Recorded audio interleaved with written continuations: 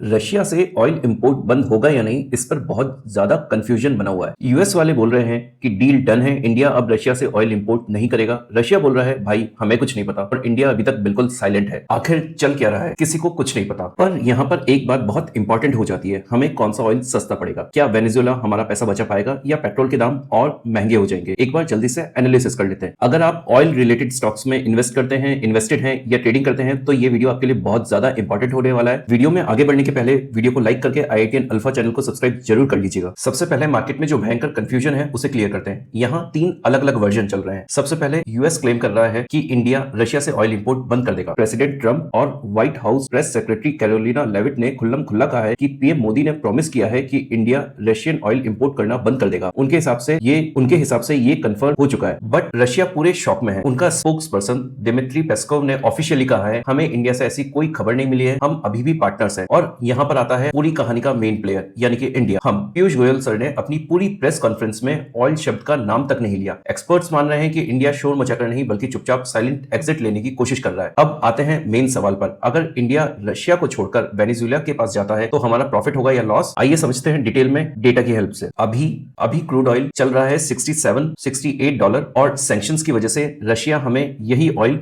$53 से $56 पर बैरल में प्रोवाइड करता है, और यहाँ पे हमें मिलता है सीधे $10 से $15 का फायदा। अगर हम लोग वेनेजुएला से ये ऑयल लेते हैं तो यही ऑयल हमें मिलेगा $51 से $55 पर बैरल में। देखने पर लगता है कि वेनेजुएला ऑयल रशियन ऑयल से बहुत ज्यादा सस्ता है, लेकिन रुकिए, प्राइस सेम दिख रहा है पर यहाँ पर और भी बहुत सारे पॉइंट्स है। इनमें सबसे ज्यादा इंपॉर्टेंट पॉइंट है लॉजिस्टिक ट्रैप। वेनेजुएला रशिया के कंपेरिजन में 2 गुना ज्यादा दूर है। वहां से ऑयल इंपोर्ट करके लाने का शिपिंग कॉस्ट, इंश्योरेंस और टाइम बहुत ज्यादा लगता है। लेकिन बात सिर्फ शिपिंग कॉस्ट पर खत्म नहीं होती, एक और हिडन कॉस्ट है जो वेनेजुएलन ऑयल को और भी महंगा बना सकती है, और वो है रिफाइनिंग। इसको अगर सिंपल भाषा में समझना चाहें तो रशियन ऑयल पतला होता है और इसे रिफाइन करके पेट्रोल डीजल बनाना आसान है। हमारी गवर्नमेंट रिफाइनरीज IOCL, BPCL इसे आराम से प्रोसेस कर लेती है। पर वेनेजुएलन ऑयल एक्स्ट्रा हैवी है, इसमें सल्फर का कंटेंट बहुत ज्यादा होता है और इसीलिए इसे एक्स्ट्रा हैवी क्रूड ऑयल भी कहते हैं। अब इसकी वजह से क्या प्रॉब्लम होती है, एक बार वो देखते हैं। इंडिया की ज्यादातर गवर्नमेंट रिफाइनरीज इस हैवी क्रूड ऑयल को प्रोसेस करने के लिए डिजाइन ही नहीं की गई है। तो अगर हम वेनेजुएला से ऑयल इंपोर्ट करते हैं तो उसकी प्रोसेसिंग मेनली रिलायंस और नायरा एनर्जी की रिफाइनरीज में ही हो सकती है। इसे रिफाइन करने के लिए स्पेशल मशीन्स और बहुत ज्यादा पैसा लगता है, जो कि मेनली रिलायंस और नायरा एनर्जी के पास ही है। अगर हम फाइनल कैलकुलेशंस या लैंडिंग कॉस्ट की बात करें तो अगर हम रशिया छोड़कर वेनेजुएला पे शिफ्ट होते हैं तो इंडिया को पर बैरल $3 से $8 का लॉस होगा, क्योंकि वेनेजुएला का इफेक्टिव प्राइस रशिया से महंगा पड़ेगा।